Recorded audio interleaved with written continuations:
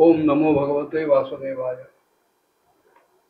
श्रीमद भागवत महापुराणाच्या दुसऱ्या संघाच्या अखेरीला आपण येतोय। राजा परीक्षितानं विचारलेल्या प्रश्नांची उत्तरं शुक महामुनी देत आहेत आणि त्या प्रश्नोत्तरांच्या ओघात सृष्टी निर्मितीबद्दल जेव्हा जिज्ञासा व्यक्त केली तेव्हा शुक महामुनींनी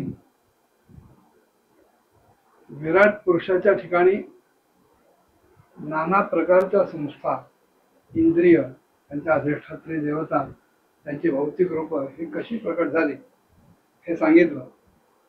आणि हे सांगत असताना व्यास महामुनी सांगतात इत्थम भावेन कथितो भगवान भगवत्तमः नेत्थम भावेन हि परम द्रष्टुमर्हन्ति सूरयः, की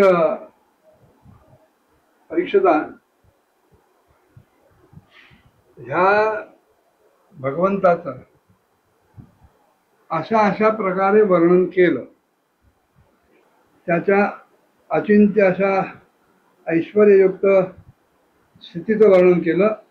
अशा प्रकारे इत्थम भावेनं म्हणजे अशा प्रकारे वर्णन केलं, पण जे तत्वज्ञानी पुरुष आहेत, व्यक्ती आहेत, त्यांना इथे सूर्य असं त्यांनी म्हटलंय की अशा व्यक्तीने मात्र भगवंताच्या केवळ सृष्टी निर्मिती, सृष्टी स्थिती, सृष्टीचा प्रलय एवढ्याच रूपात भगवंताला बघायचं नाहीये, ते बघत नाहीत। कारण त्यांना माहिती आहे की भगवंत ह्या उत्पत्ती स्थिती लयाच्याही पलीकडे आहे। सृष्टीची रचना, तिचं पालन, तिचा लय इत्यादी कर्मांचं निरूपण करून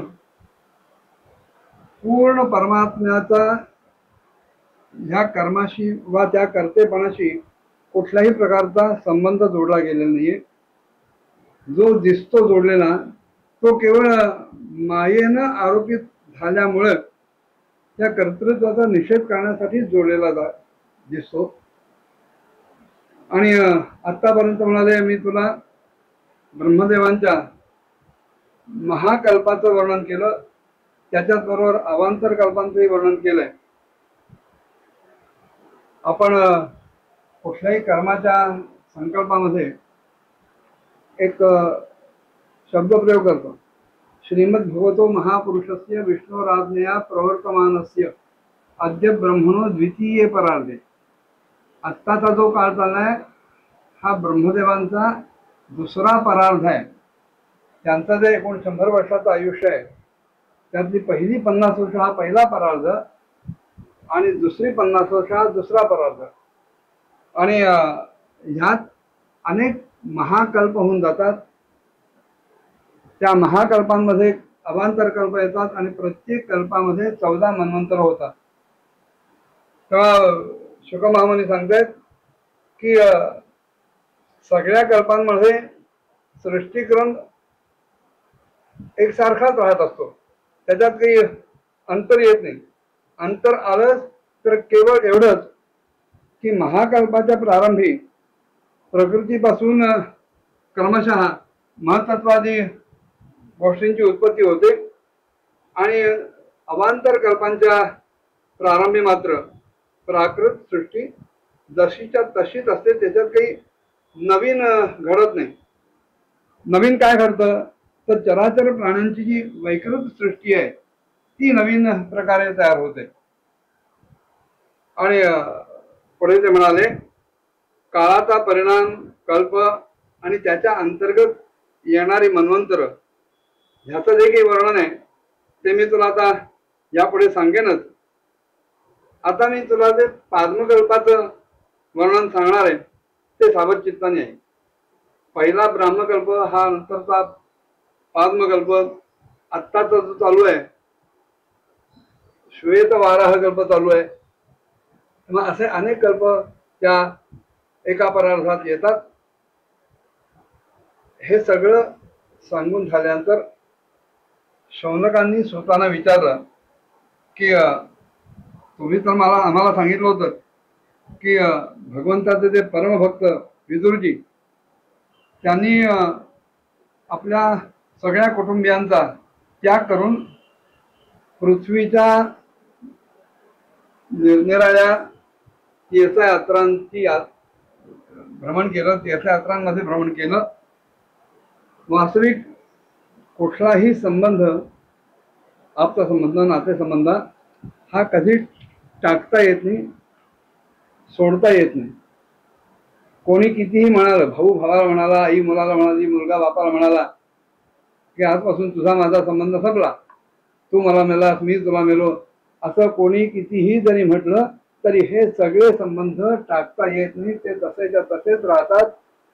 फार तर त्याच्यात दुराभा निर्माण होतो. कारण जो एकदा संबंध निर्माण झाला तो कधी नाहीसा होत नाही. विदुरांचा सुद्धा धृतराष्ट्रांशी, अन्य कौरवांशी जो काही संबंध होता तो एका विशिष्ट निमित्तानं ते त्या सगळ्यांपासून बाजूला झाले. कुठलाही संबंध हा त्याज्य असू शकत नाही. आपण त्या संबंधात किती जवळ जायचं आणि किती लांब राहायचं हे आपण ठरवायचं. त्याप्रमाणे विदुरांनी ह्या सगळ्यांपासून जरा अंतर राखत ते पृथ्वीवर सगळीकडे हिंडा लागले आणि नाना प्रकारची जी तीर्थक्षेत्र आहेत तिथे ते यात्रेला म्हणून गेले, तिथला परिसर बघायला म्हणून घेतले, तिथल्या देवतांचं दर्शन घ्यायला, तिथल्या संत सत्पुरुषांचं दर्शन घ्यायला म्हणून ते बाहेर पडले. शौनक म्हणाले की ह्या यात्रेमध्ये विदुरांना मैत्री ऋषी मध्ये केव्हा तरी भेटले आणि त्यांच्याबरोबर त्यांची अध्यात्माच्या संबंधात काही चर्चा झाली, काही गप्पा गोष्टी झाल्या. तेव्हा मैत्रेयजींनी विदुरांना त्यांनी विचारलेल्या प्रश्नावर कशा प्रकारे तत्वोपदेश केला ते आपण आम्हाला सांगावं. सूत महाराज, तुमचा स्वभाव अतिशय सौम्य आहे. तुम्ही असे चटकन कोणावरही चिडत नाही, संतापत नाही, कोणी कितीही कसंही प्रश्न विचारले तरी सुद्धा.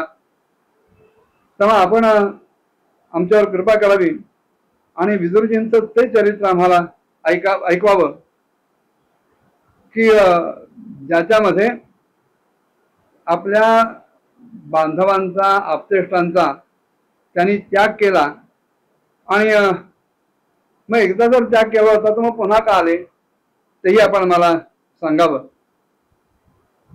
सूत म्हणाले, शौनकादी ऋषींनो, आत्ता जो तुम्ही मला प्रश्न विचारता ना असाच प्रश्न परीक्षिताने सुद्धा मागे विचारला होता आणि त्या प्रश्नांच्या उत्तरामध्ये शुक महामुनी त्याला काय काय म्हणाले तेच मी आता तुम्हा सर्वांना सांगतो.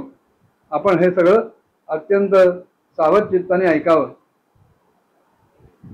संपूर्ण भागवत हे संवादात्मक आहे.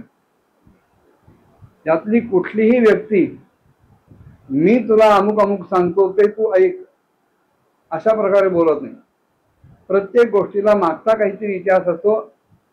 कुठल्याही प्रकारे आपल्यावर चौर्याचा आरोप येऊ नये, आपण काहीतरी नवीन सांगतोय हा अहंकार मनात निर्माण होऊ नये, या दृष्टीने या सर्व व्यक्तींचं आचरण आणि बोलणं असतं.